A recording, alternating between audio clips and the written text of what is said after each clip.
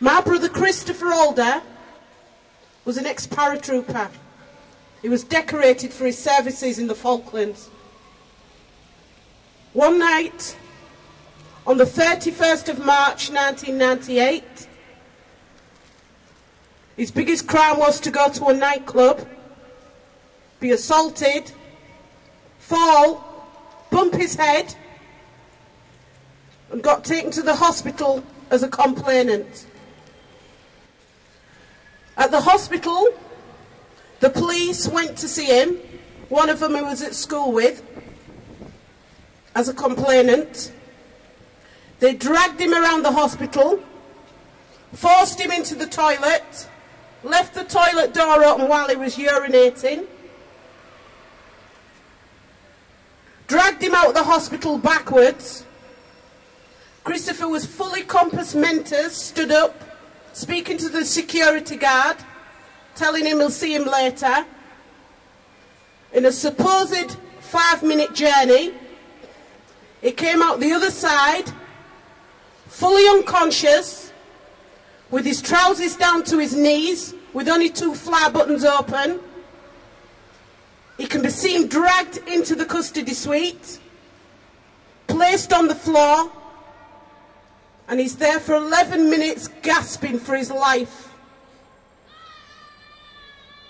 The police officers are standing around, looking at charging him with more severe charges, because they can't have him there for the breach of the peace. And my brother breathes his last breath, which can be heard audibly, and dies on the floor. It took 2 years before we actually saw the footage. Initially, the Crown prosecution told me there was no evidence of the police officers doing any wrongdoing. As time went on, I was asking so many questions because I'd read the post-mortem reports, and nothing in them reports gave any reason for my brother not being here today.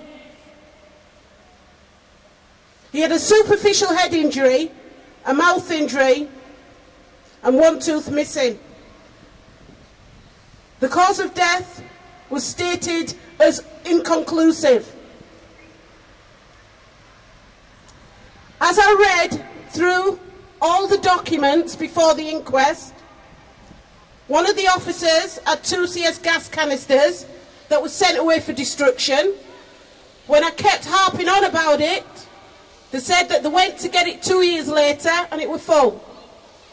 Well, why did they send it away in the first place? My brother had lost an additional tooth by time of post-mortem and received a more serious injury to another lip. He had a cut above his eye. His belt was missing. All these questions I had been trying to ask for years, and I was told it didn't cause his death.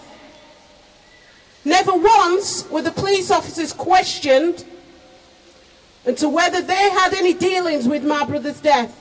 They were trying to look for something mechanical in his body that caused him to fall unconscious. Now, as you're going to see, there's a pattern in all these cases. Your loved one is seen as aggressive. Your loved one is seen as a drug taker, an armed robber, anything to demonise their character. Eventually, me and my solicitor went to Northern Ireland and we got an independent expert who came to the same conclusion as me when I watched that video. Christopher had died on the floor of respiratory failure and nobody had helped him. You'd like to think, once you see something horrific as that, that it would be clear cut, that the system were going to do the right thing. That didn't happen. We had forced the Crown prosecution into a position where they had to bring a charge of gross negligence manslaughter after we had won an unlawful killing verdict at an inquest. This inquest consisted 9 ordinary men and women like us. And they came to the same conclusions as what I did.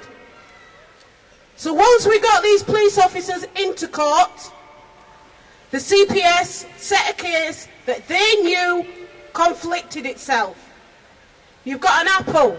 You try to prove it's an apple. You take the evidence to support it's an apple. You do not take the evidence that says it's an orange, mix it together, and then try and put it in a case in court. That is what the CPS did. After those police officers walked out scot-free, they were disciplined and they were paid off a pension between £30,000 and £66,000.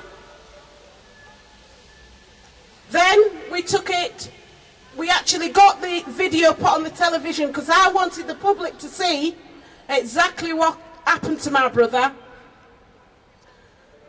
Then the IPCC were brought in to do an investigation. Sorry, I have to backtrack. While those police officers was in the custody suite, they were making monkey and chimpanzee noises and statements like, "I'm not going on that fucking banana boat," while my brother were dead on the floor. All this was ignored and denied and trivialised by the authorities that was dealing with it. I cannot believe so many people willingly involve themselves in covering up. Then I decided to take a case myself. I couldn't get a barrister to prosecute the prosecutors of the land. So I took a case myself. 12 days. The CPS was answering questions to me.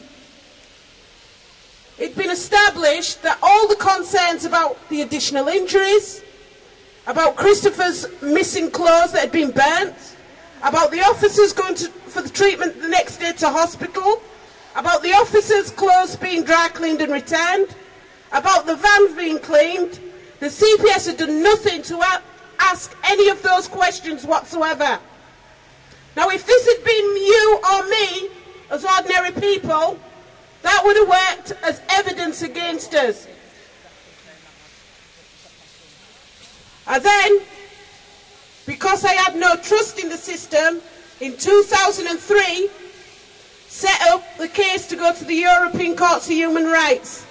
Now, they are trying their best to get rid of the European Court of Human Rights laws. And they're trying the hardest by telling you about negative cases, about an Asian man run a child over and he's been allowed to be left in the country. They want you to focus on those negative parts. But look at cases like Christopher Alder. Because without the European Court of Human Rights, we would have never ever forced the government into a position where they had to admit that there had never ever been a thorough investigation into the murder of Christopher Alder. That he was treated inhumanely and it was caused by racism. But the thing is, I want to know what they're going to do now they've admitted that. Because these things have not changed. There's more and more people dying. Since 1990, there's over 1,500 people, 1969, 1,500 people that have died at the hands of the state in psychiatric hospitals, in prisons or police custody.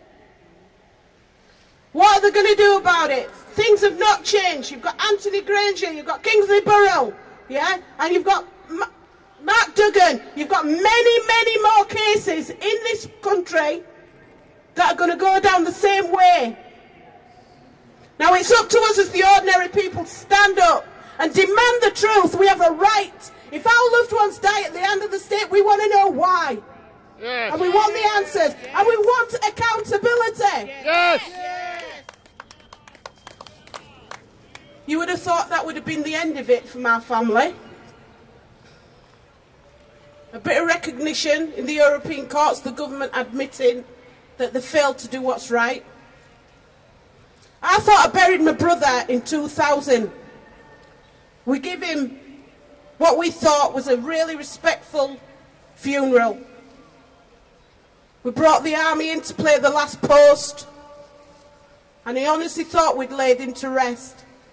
Until 2011, the 5th of November 2011, they then decided to tell me that we had buried a 77-year-old woman in his place. Somebody had swapped his body. Now I know through experience that the longer investigation goes on, which this one's been going on for a year, the less chance of any positive outcome for the families. If it had been a police officer, or if it has been a member of the public killing a member of the public, they've sorted that within a month. Why has it been over a year and my family still hasn't had answers? I can predict what they're going to say. Oh, we didn't know. Nobody knew. They never opened the body bag. He was there. But I want to know why they ordered a plot of 6'2" for a guy of 5'6". All the people here, please do not think this couldn't be you. My brother were black. But if this happened to white, black or Asian or any colour, they would deal with things exactly the same. You must get out and you must support these families and must demand justice. Yes. No justice, no peace. No justice, no peace.